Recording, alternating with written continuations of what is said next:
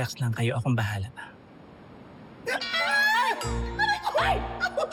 Ano nangyari? Masakit! Masakit! Asan ang masakit? Diyos ko! Yung tiyan ko!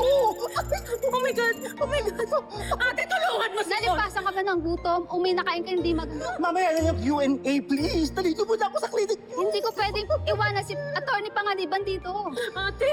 Kasi po natin pa ba yan? Paano kung mamatay ako dito? Dalido Ako nang bahala kay Vanessa, okay?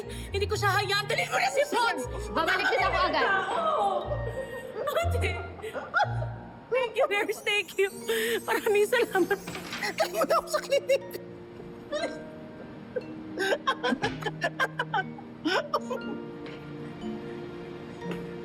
Besh! Oh my God, Besh, totoo ba? Nagkukunwari ka lang this whole time? Buti na lang nakuha na yung message ko, ha? Sorry, pati kayo nadamay. Pati kayo niloko ko.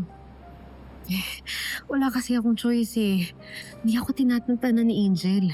Alam mo ba, nung nakulong ako, she made a way para mapunta ako sa isolation room. Huh?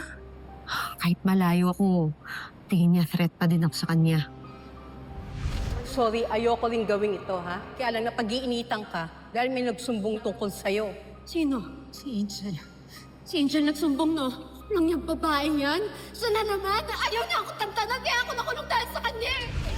Kaya doon ako napaisip, paano ako titigilan ni Angel? And that's when I realized, tulad ng mga preso, ang mga nasa mental institution, madalas na overlook. Wala namang tamang papatol sa baliw, eh. So, nag-practice ako.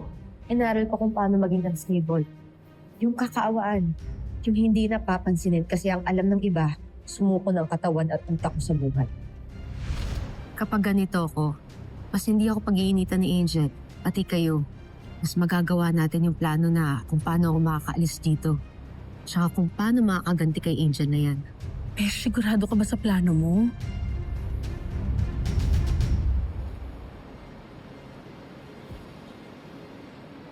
Baliw si Angel. Para matalo siya, kailangan natin maging mas baliw sa kanya. Pag-alala mo natin, parang nag-travel sa legs yung pain. Aray ko! Pati ho yung leeg ko! Mas mabagal ho sana kung kaya. Besh, don't get me wrong. Siyempre, masaya ako na wala kang sakit. Pero kinakabahan ako sa ginagawa mo. Delikado to. I know. It's a risk I'm willing to take. Si Marco. Sasabihin mo ba kay Marco? Alam na ba niya? Sigurado akong tatanggapin niya to kasi mahal na mahal ka ni Marco. No.